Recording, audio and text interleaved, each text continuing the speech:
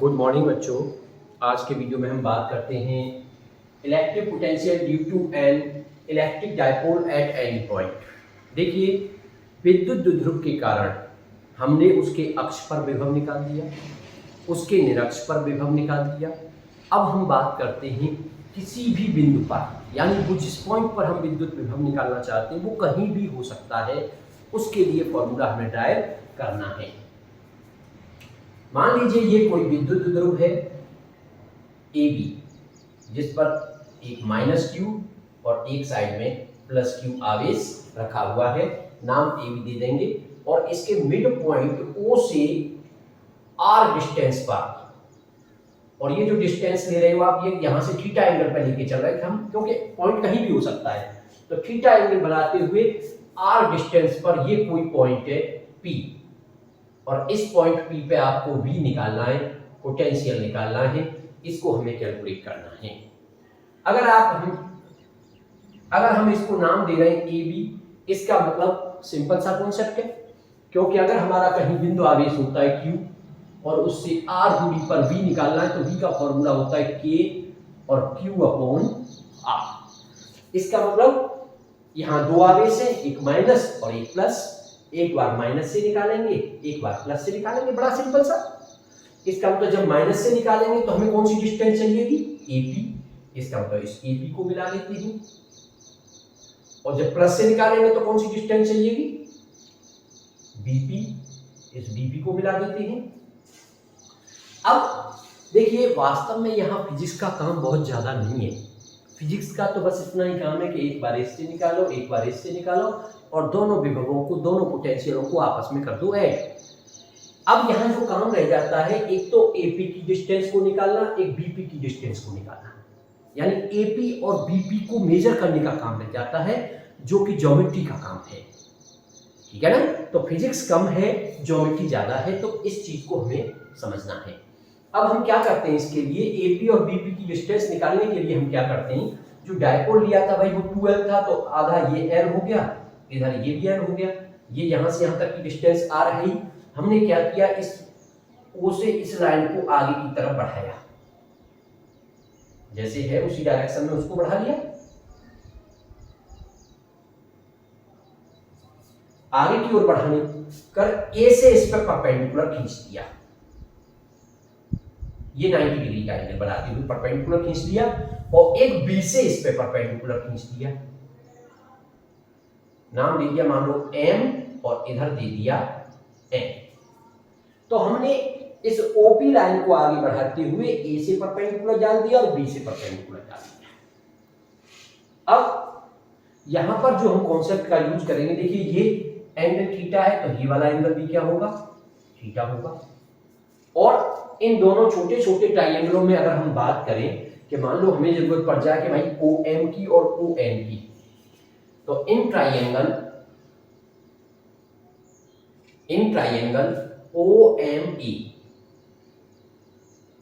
OME में ये हमारे पास है ही L, और इसको हम निकालना चाहते हैं, तो बेस हो गया और ये हाइपोटेन्यूस, और बेस और हाइपोटेन्यूस किस में आते हैं, कॉस में, तो कॉस ले लेते हैं इसमें। तो cos theta is equal to OM upon L, तो इंप्लाई दैट यहां से OM की जो वैल्यू आएगी वो हो जाएगी L cos theta, equation first. Similarly हम ट्राइंगल ONB की बात करें, इन ट्राइंगल ONB यहां भी सेम सिचुएशन है, आपको ON चाहिए मान लो, तो हमें क्या है, OB L दे रखा है, तो यहां भी हम, क्योंकि ये वाला एंगल हमारा 90 डिग्री का है, तो यहां भी cos थीटा ले लेंगे, तो cos theta is equal to हो जाएगा ON upon L, imply that ON की जो वैल्यू आ जाएगी L cos theta, equation second. तो कुल मिला के हमने केवल क्या किया है, अभी इसमें ON और OM को निकाल के दिखा दिया cos थीटा की वैल्यू के हिसाब से। अब करना क्या है, हमें निकालना है AP और एक बात BP। हम यहाँ ट्राइंगल का ये कॉन्सेप्ट यूज करेंगे कि अगर किसी ट्राइंगल में, ये मान लो आपका राइट एंगल ट्राइंगल है, अब हम कह रहे हैं कि इसमें बेस को बहुत छोटा करते हैं, भाई बेस हमारा ये है इतना, लेकिन इसको मैं अगर छोटा कर दूं, बहुत छोटा, मान लीजिए इतना छोटा कर दिया, जब बेस को बहुत छोटा कर दूंगा तो हाइपोटेन्यूस और परपेंडिकुलर आपस में लगभग इक्वल हो जाएंगे। इसी कॉन्सेप्ट का हमें यूज करना है, क्योंकि जब बेस बहुत छोटा हो जाता है तो hypotenuse very close to perpendicular, यानी जो कर्ण और लंब है वो एक दूसरे के लगभग बराबर हो जाते हैं। तो इस कॉन्सेप्ट का हम यूज करेंगे। तो क्या देख रहे हैं हम, अगर हम बात करें ट्राइंगल की, कि भाई इस ट्राइंगल की बात करेंगे तो एन पी और यहां से पी बी, तो पी बी जो है वो एन, क्योंकि एल हमारा छोटा होता है भाई, according to definition of electric dipole हमारा 2l ही छोटा है। अब आप देख रहे हो फिगर में 2l इतना, ये वैल्यू ही छोटी है, तो इसकी आधी वैल्यू और भी छोटी होगी, और आधी वैल्यू में ये तो कर्ण है, और इस लंब की बात करूं तो लंब तो बहुत ही छोटा हो जाएगा। इसलिए हम इस ट्राइंगल में क्या कह सकते हैं कि पीबी की जो वैल्यू होगी वो पीएन के बराबर हो जाएगी लगभग। ऐसे ही इस वाले ट्राइंगल में भी ये चीज छोटी हो जाएगी, ये जब छोटा होगा तो एपी की वैल्यू जो है पीएम के बराबर हो जाएगी। तो इस कॉन्सेप्ट से हम क्या लिख सकते हैं कि भाई जो एपी होगा हमारा वो लगभग इक्वल हो जाएगा एपी जो है किसके, एमपी के। अब एमपी को लाना चाहते हो, अभी आपने ओएम की वैल्यू निकाली, इसकी वैल्यू कितनी आई थी, एल cos थीटा। ऐसे इस वाले की वैल्यू भी क्या आई है, एल cos थीटा, ये आपके सामने दिख रही है। तो एमपी को क्या लिख देंगे हम, एमपी, यानी एमओ प्लस ओपी। एमओ की value L cos theta, OP की वैल्यू क्या मान के चले थे, आर, तो ये हो जाएगी आपकी R plus L cos theta. तो एपी की वैल्यू आपने निकाल दी। इसी तरह से हम बीपी को निकालें, तो जो बीपी होगा, बीपी लगभग बराबर हो जाएगा किसके, अप्रोक्सीमेटली इक्वल हो जाएगा किसके, एनपी के। और एनपी के को क्या लिख सकते हैं, एनपी को ओपी माइनस ओएन, और ये हो जाएगा R minus L cos theta. तो इस तरह से हमने ये दोनों वैल्यू निकाल दी।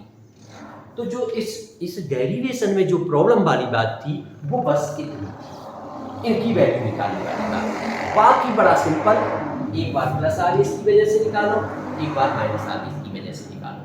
मान लीजिए हम प्लस आर इसकी वजह से इस पे इलेक्ट्रिक फील्ड निकाल रहे हैं, इलेक्ट्रिक पोटेंशियल निकाल रहे हैं, तो प्लस क्यू आवेश के कारण,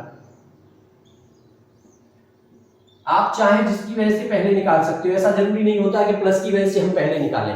आपका मन कर रहा है कि भाई हम तो माइनस की वजह से पहले निकालें, तो माइनस की वजह से निकाल दो, उससे कोई फर्क नहीं पड़ता है। तो प्लस क्यू आवेश के कारण विद्युत विभव, तो प्लस क्यू आवेश के कारण विद्युत विभव जब आप निकालोगे, आपने मान लिया V1, और V1 इक्वल हो जाएगा K और Q अपॉन BP, और BP की वैल्यू कितनी है, ये BP हो गया, और BP की वैल्यू लगा दी, तो K और Q अपॉन BP की वैल्यू है R minus L cos theta.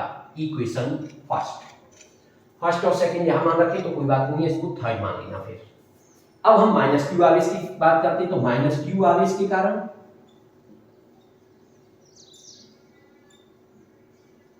Minus Q आवेश के कारण निकालोगे पोटेंशियल, तो V2 is equal to K minus Q upon, ये ध्यान रखने वाली बात है, जब भी हम स्केलर क्वांटिटी निकालते हैं तो आवेश को विद साइन लगाया जाता है।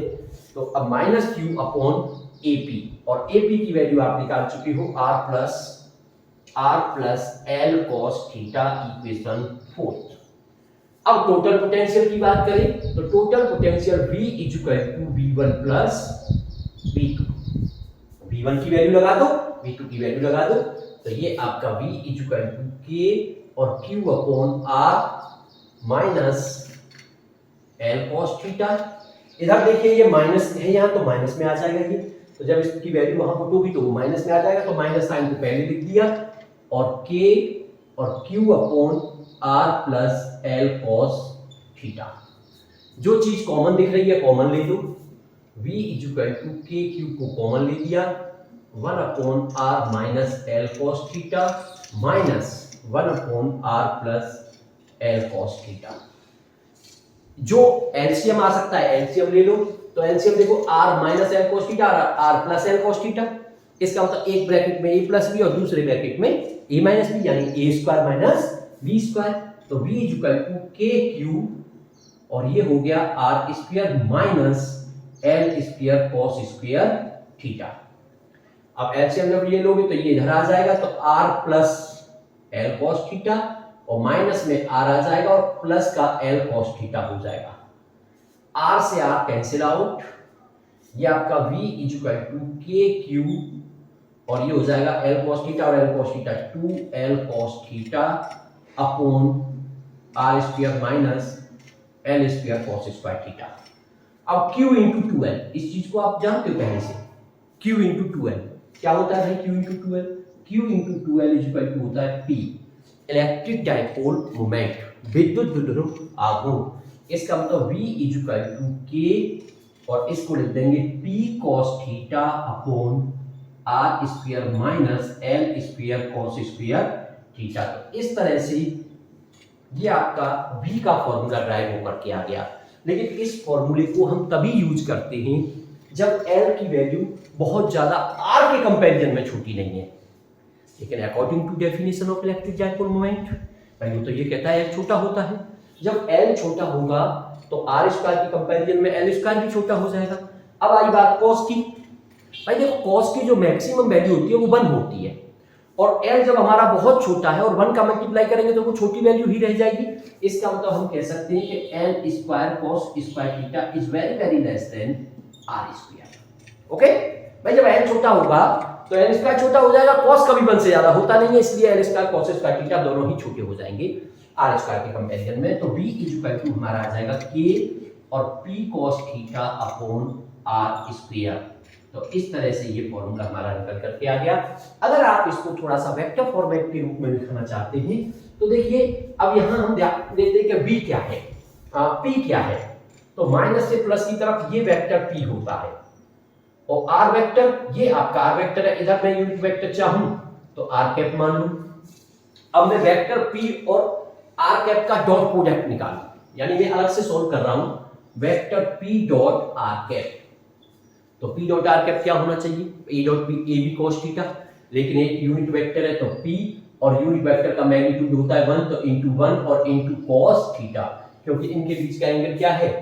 थीटा। ये p और ये r कैप, तो क्या आ गया ये p cos थीटा।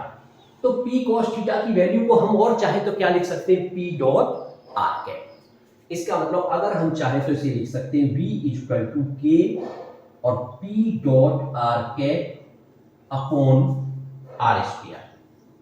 आप इसको इस तरह ही शो कर सकते हैं। और थोड़ा सा चाहें, क्योंकि इस तरह का कभी मिल सकता है आपको मल्टीपल चॉइस क्वेश्चनों में देखने के लिए मिल सकता है, तो हमें आना चाहिए कि हम इसको ऐसे भी लिख सकते हैं। मेन फॉर्मूला यही हो गया आपका।